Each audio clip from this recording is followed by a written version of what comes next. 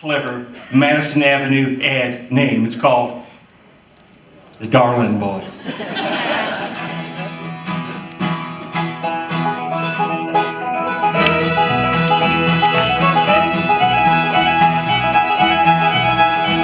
Well, way in the middle of a mountainside where the red and gray squirrels play, and the sound of the fiddle when the old man died doesn't carry the souls away. Some boys hammered on steel all day, and some put a furrow in the ground. Nobody did it like the Darling Boys when the fiddle and the bow came down. When the fiddle and the bow came down.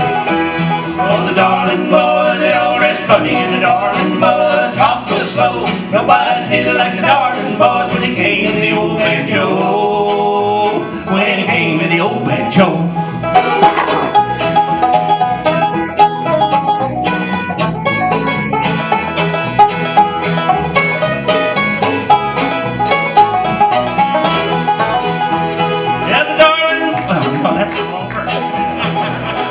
See what happens when you get past 50? When you get up to 80? Way in the middle of a one-horse town where the steeples stand up high, the paid by the gallon when the boys came down, for Mayberry town was dry. Darling Boys had trips on the river, and the Darling Boys been shining tonight. Nobody did it like the Darling Boys when the time of the moon was right. When the time of the moon was right. Oh, the Darling Boys, they all dress funny, and the Darling Boys talk real slow. Nobody did it like the Darling Boys when it came to the old banjo. When it came to the old banjo. Oh, the Darling Boys, they all dress funny, and the Darling Boys talk real slow. Nobody did it like the Darling Boys when it came to the old banjo.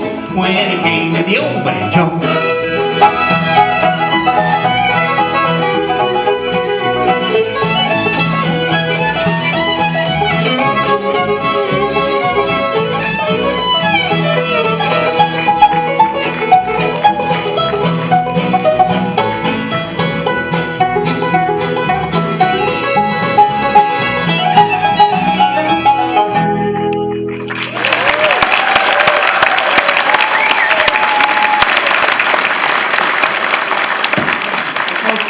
This is sort of a bittersweet thing for me because we lost Maggie, as you all know, Charlotte. And I want to dedicate this whole thing that we're doing today, and with your help, let's celebrate the life of Charlene Darling Wash, Maggie Peterson, if we can.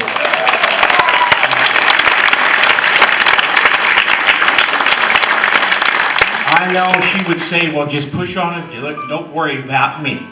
And so that's what we're going to do. She was, and I say this as truthfully as I can be, she was on screen. Maggie was what she was off screen. She was like an innocent child who saw the good in everything. Drove me crazy. I'm just the opposite. Don't you go to the door. Lock your car. No. But she just had fun and everything, and she saw the humor in everything that happened. She looked for the humor, in which she taught me a lot over the years of how to. She used to call me Rodney. I can't even do it like she did. Rodney. And she says, I have two favorite singers. She says, one is Frank Sinatra and the other one's you. And I said, okay, now I know when you're blowing smoke.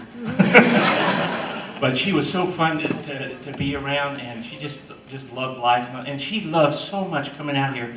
And it wasn't so much the performance side as it was the fact that she loved to sit and talk to people when they come up.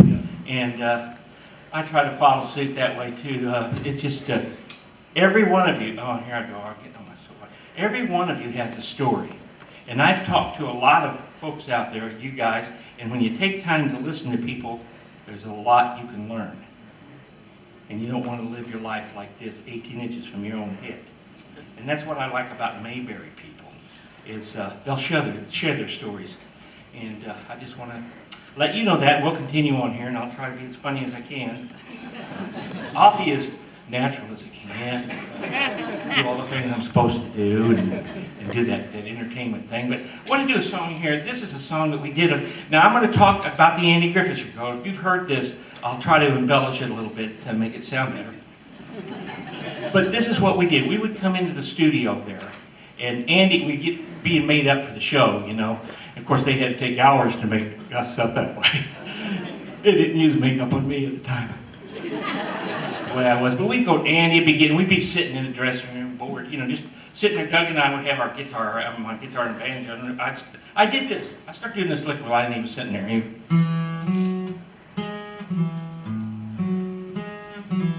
Did you know the makeup man on that show? His name was Lee Other Greenway. And he did the makeup for Desi and Lucy at the time. Yeah.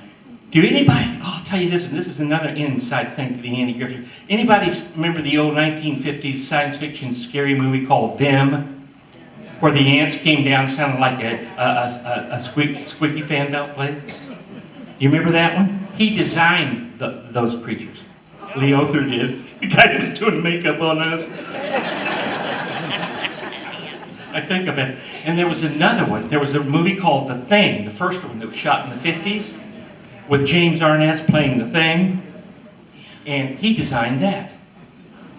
I want to tell you how far things have come, folks. They showed this as a preview in the Valley there, and they used to do this with movies in LA.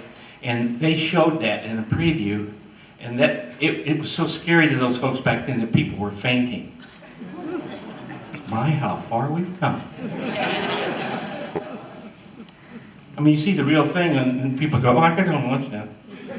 It's a changed world. Anyway, I'd sit there be doing this.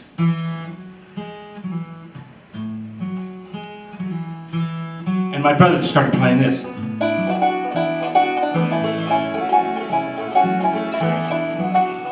And Andy said, what is that, Douglas? Douglas said, I don't know, we're just fooling around. He said, well, go work that up and fool it around on the next episode. Well, we just had a fit because I thought we were only doing one episode. They didn't tell us. And Andy gave it away. He said, we'll call it Doug's Tune, and we'll do it. And here's Doug's Tune for you.